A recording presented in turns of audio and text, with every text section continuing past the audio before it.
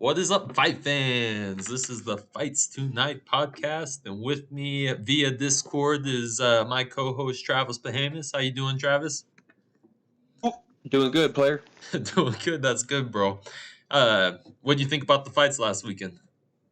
They were pretty good, pretty good. It got a little boring towards the end of the card, but Yeah, a lot of the people we thought were going to bring the excitement definitely did.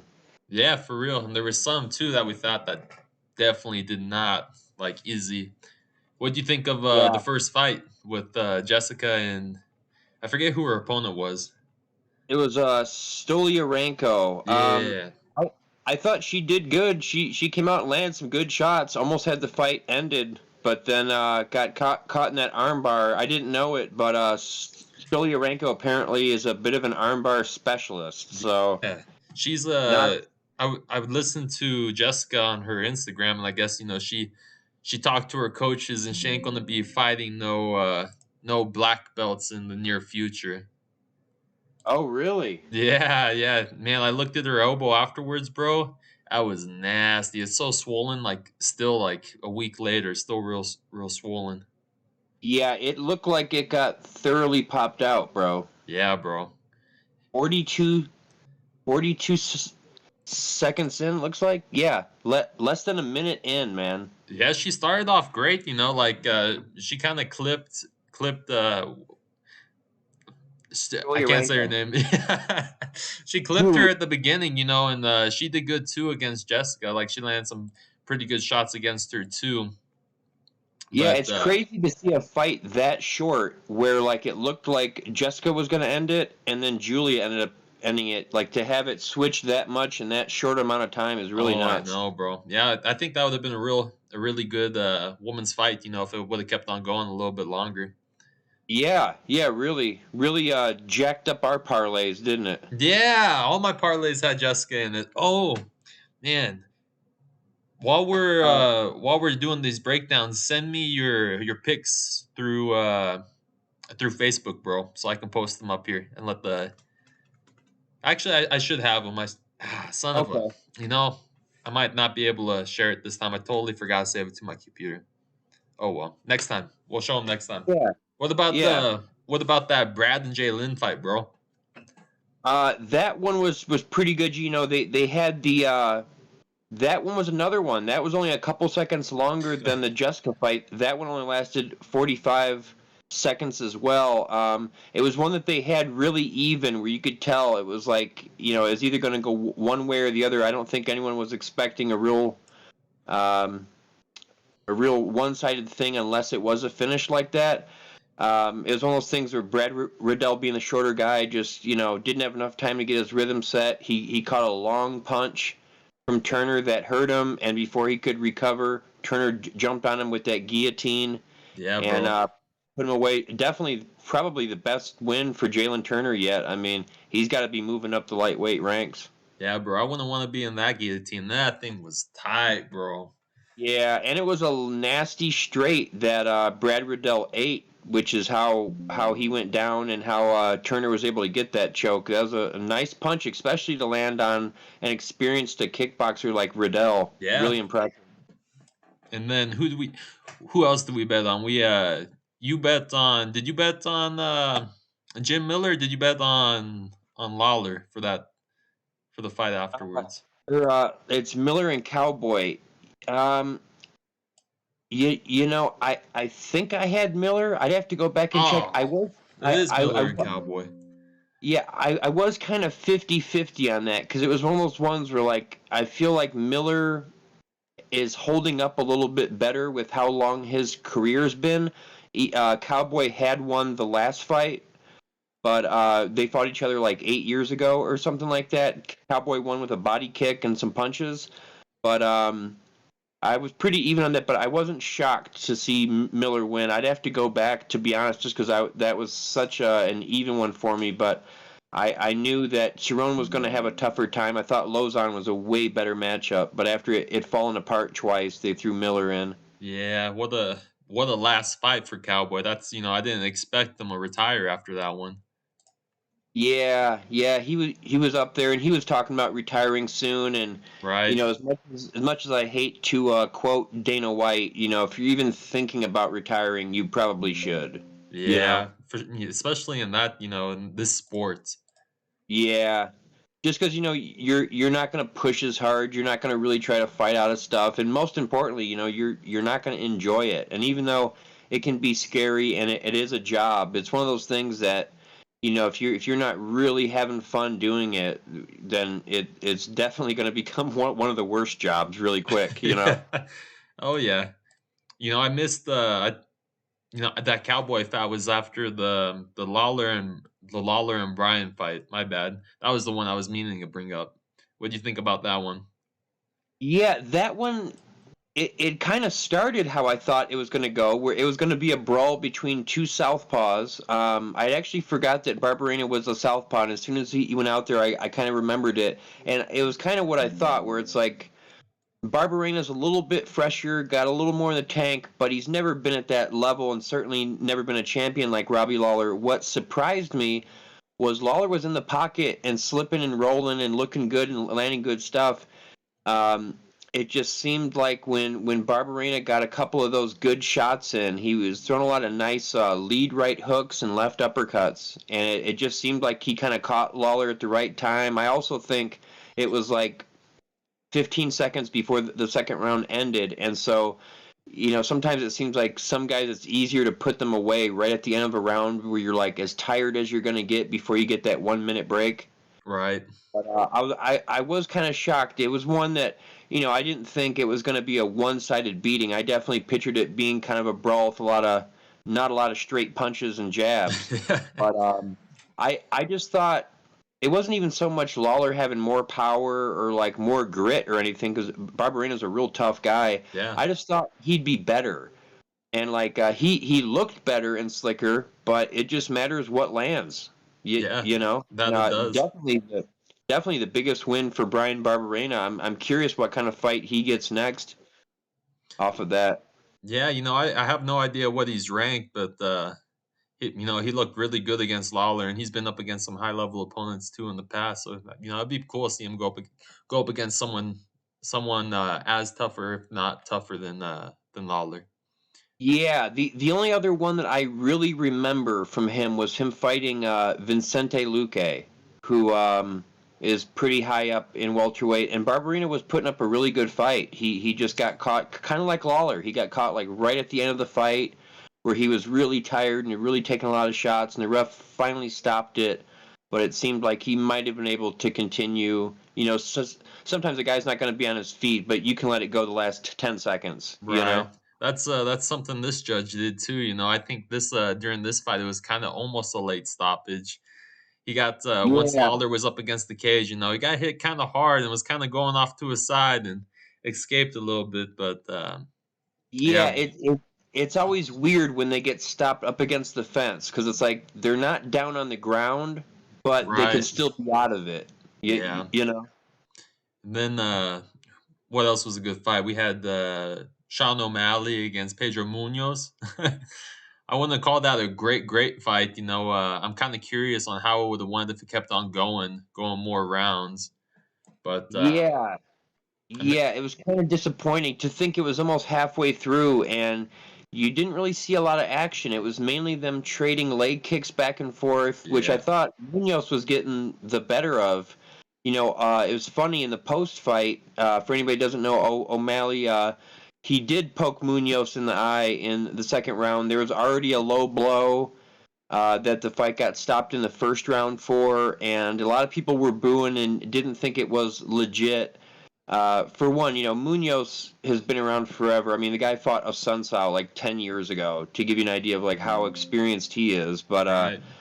But he on his Instagram, I noticed he had a slow motion like close up of it, and he definitely got poked pretty bad, man. Oh yeah, during the fight when we were watching it, we kind of had a watch party. We didn't live stream it sadly, but watching it, it didn't look that bad from the angle. But after watching the replays a few times, I kind of feel for Pedro. It kind of sucks that you have to stop a fight because of that, but you definitely don't want to keep on going with an injury like that. especially with the chance of Yeah, it getting worse. and the funny thing is, they have a similar thing in boxing. I don't know exactly at what point in the fight you do it in MMA. I know if that would have happened in the third round, they would have gone to the scorecards. I don't know if it's halfway through the fight, so maybe halfway through the second they do it. But in boxing too, if there's a foul or a low blow or a cut, and it happens past a certain point, they will just go to the scorecards for however many rounds have been finished. Right. And it was kind of funny that O'Malley was saying, he wished the fight could have gone another minute or two so they could have read off the scorecards. Oddly enough, two of the judges had Munoz winning that first round. Yeah, bro. Munoz, he looked good. O'Malley didn't look like he was in any danger by any means, but he was definitely landing a lot more leg kicks than O'Malley. Yeah, yeah, he landed a couple good shots on Munoz for sure, but the bulk of the fight, in between those couple good punches, Munoz was kind of outleg attacking him, and I think especially with O'Malley, that being a weakness for him, you kind of got to give those rounds to Munoz. It definitely wasn't like he dominated. Obviously, one Right. judge gave O'Malley the first round, but a real bummer. I'm kind of curious what they do now. Do they run that fight back when it wasn't like the biggest deal ever? Or do they move O'Malley up? Because in a way, he showed that he didn't get outclassed with Right. the guy top 15, top 10, but at the same time, he didn't look quite as awesome as he normally does. Yeah. Did you see that Henry Cejudo came over and was kind of like calling out Sean O'Malley afterwards, like, "Hey, let's I run it, yada yada yada," and I O'Malley's did. like, "Are you even in shape?" And he's like, "This will be a good Yeah. yeah, He was messing with Volkanovski too. yeah." That I would like to see. I think Henry Cejudo against Volk, that would be a good fight. I'm not sure. Are they in the same weight classes?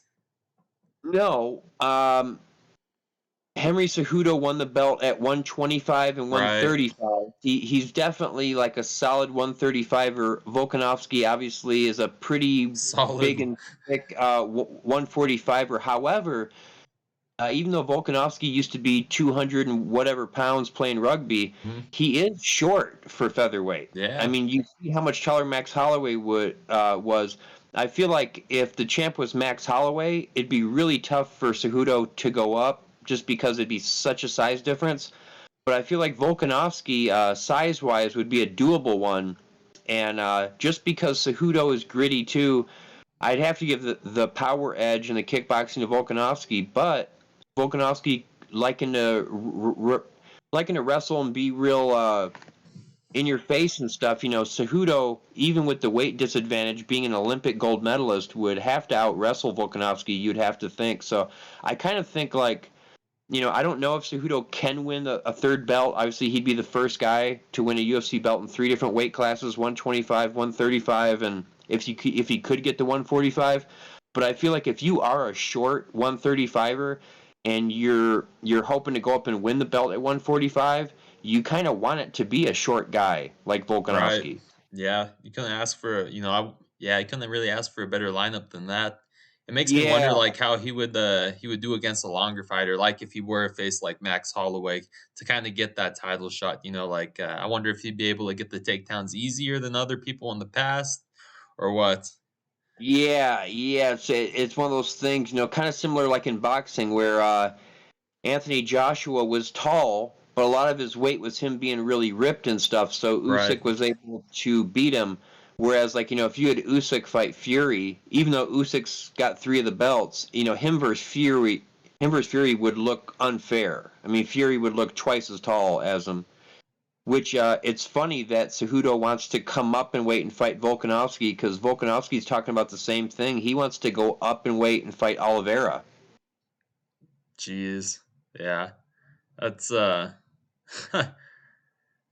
wonder how that would play out because there would be I think a longer reach advantage too when you get up to that weight class. That extra 10 Yeah, pounds. Yeah, but it's interesting, that would because be that would be Volkanovski. that would be a Go big ahead. money fight, that's for sure. Oh man, and when you think about it, Volkanovski used to, he held regional belts at 170. He used to be so big, and Oliveira used to be a 145er. Right. So I think they would. I think it would kind of look like size-wise like Volkanovski versus Holloway. The thing is Max is more of a volume guy, but I feel like Oliveira is a little more dangerous, gets more knockouts, and then Volkanovski, when he does get in trouble with the striking or he feels it's too even, he goes for takedowns.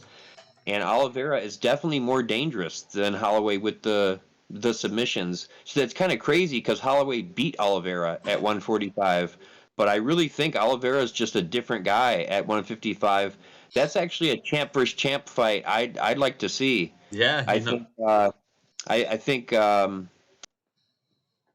Adesanya and Adesanya and Usman would be good.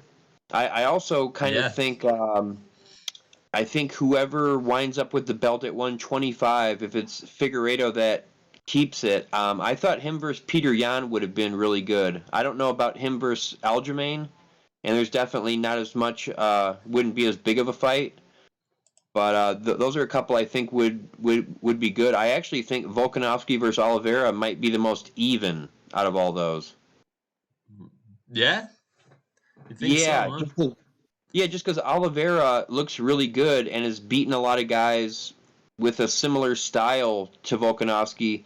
But Volkanovski, is a serious dude. I mean, if you wind up on a 20 fight win streak in MMA, and that includes coming into the UFC and going all the way to the belt and defending it, there's only a couple guys that do that, man. It's Yeah. like Jose Aldo, Usman, Adesanya, Khabib. It's a real short list of guys that are on like a 20 fight win streak like that against different weight classes and the best they have. I don't see Volkanovski going out there and just getting smoked. I mean, Oliveira could crack him and jump on a choke, but I think just with the way people look at Holloway, and that was arguably the most one sided of all those fights. Yeah, it was. Definitely I have to agree with that. You know, what do you I know this was your probably your favorite fight of the night, but what do you think about Alex Pereira versus Sean Strickland? I fucking loved it. Yeah. I I think that love. was the most exciting fight of the night, hands down for sure. Oh man, and I'm happy for it for a bunch of different reasons. Not only because I thought there was a good chance that Alex Pereira was gonna put that left hook on him. It's just with the way that Strickland fights, with those straights and his chin up, and he's always looking to parry the jab. He kind of keeps his right hand in front Right. when he's just kind of begging to be hit with a left hook. And Pereira's got maybe the scariest left hook of anybody right now. Also, kickboxers haven't had the best luck in the UFC. Mhm. And even though Pereira didn't have to show any grappling, I think it's really cool that we're getting a guy. And obviously, it happened for Adesanya too. I guess he's maybe the first one. But to see a guy come right out of the highest level of kickboxing, have a couple of MMA fights, and be impressive enough to be up for a title shot. Obviously, him and Adesanya got history and stuff, but Right. Strickland had been beating a lot of tough guys, man. That's true, bro. That's true. Yeah, that was a nasty left hook. Weeks before this too, that's what you were calling. You're like, yeah, he's probably going to catch him with that lead left hook. And you're like, he has mad power. And it's crazy too, like seeing like the weight difference from weigh-ins all the way up to the fight. I think at weigh-ins he was like 180. I can't remember 180s. I want to say 185, 187. Then during Yeah. the day of the fight was like 214. Yeah, because he fought at the weight classes in not necessarily always in Muay Thai, but in kickboxing like Glory, the weight classes are the same as MMA, and he was the champ at 205 too.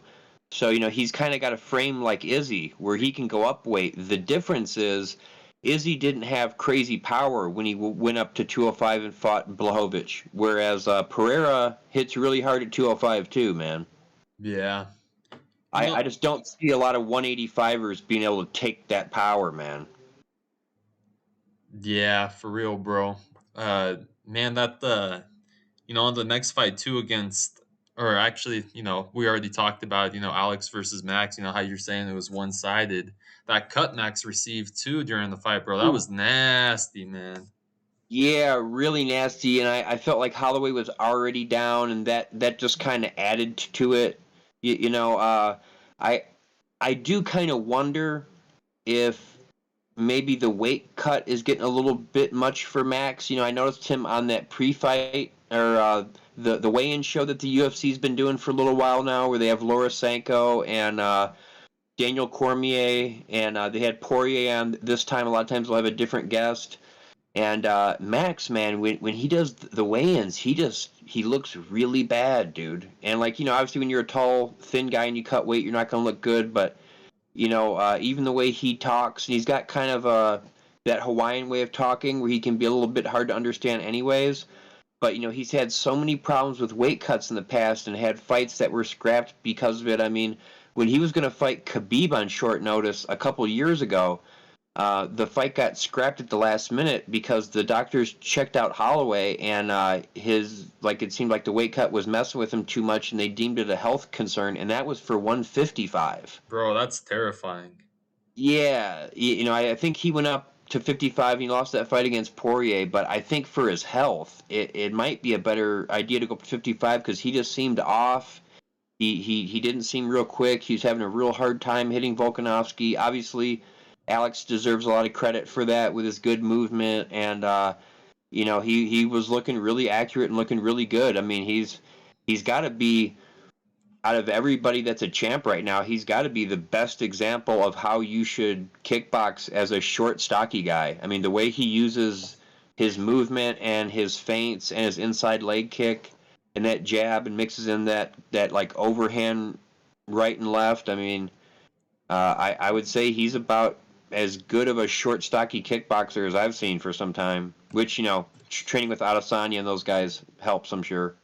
It's funny, like we were sparring last week before the fights happened, and that's what's that's what Travis was doing. He was kind of imitating Alex's style, and it worked really well. Yeah, Definitely suits you for a long skinny guy. It definitely suits you. That style.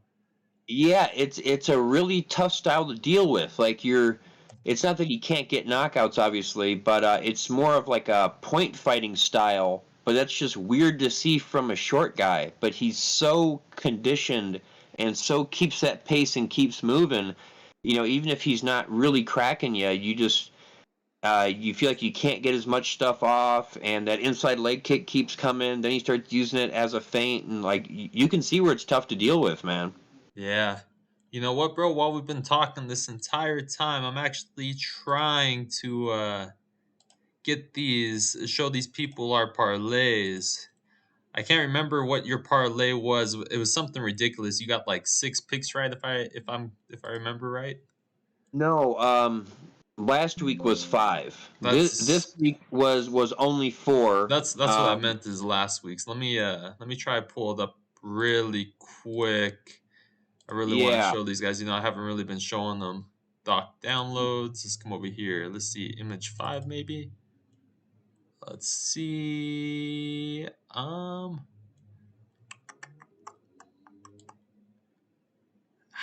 on, come on. Let's see. I'm sorry, bro. No, you're right. If you want, I already sent them to you on Facebook, but I could try doing it again. I don't know if that helps or not. Oh no, I pulled them off Facebook. I'm just trying to pull them up here on the stream really quick. So I'm gonna show them one of mine really quick while I get yours ready. Bam. Let's see. This was Big Dog Louis. One of his picks. The Pedro Munoz fight really kind of screwed me over on that one, but that's okay. Yeah. I can Yeah, live with that I being can live with that avoided. loss for sure. Let's see. Let's add yours now. Let's come over here. Add source. Bang. What is it? I want to say image 0. Oh man. I wish I would have been a little bit more prepared. I didn't even think about that in our parlays, but I want these people to know that we ain't all talk and that we're winning some moolah over here. Let's see. So here is Mr. Travis's. And I can't see you had a 4 pick parlay on that one. Alex Pereira, Sean O'Malley, and I can't remember what you were doing. You weren't doing money line. You were doing over and unders, if I remember right.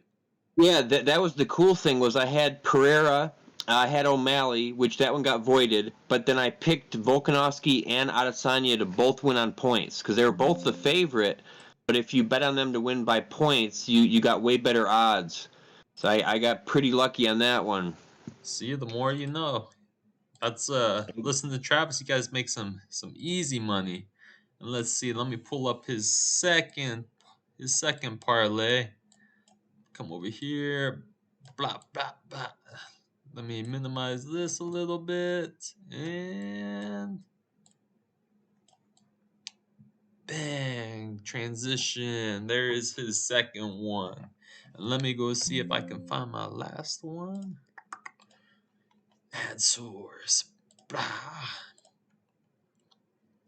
Add source. Ah, man, this technology stuff, man. It's I hear you that. think it gets easier over time, but I struggle just as bad on the podcast afterwards too. I hear that. Well, for anybody out there, while Lewis is doing some IT stuff for us, what we've been finding out with the parlay is we are getting close on these big ones where I do 8 or 9. A lot of times I'm 1 or 2 off, but I'm finding, if you can just pick, keep it to 3 or 4, and maybe like Adesanya and Volkanovski, you feel pretty confident that, this guy's gonna win, but you don't necessarily see a finish.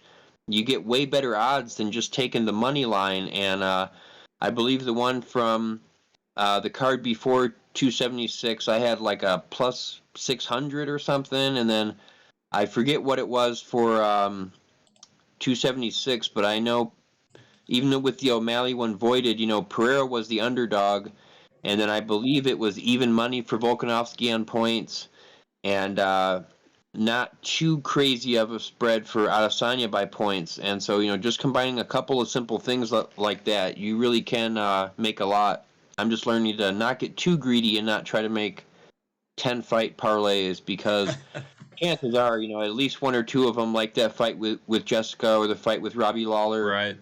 aren't going to go the way that you think. But I if they will do say, go the way you think, you're going to Mexico.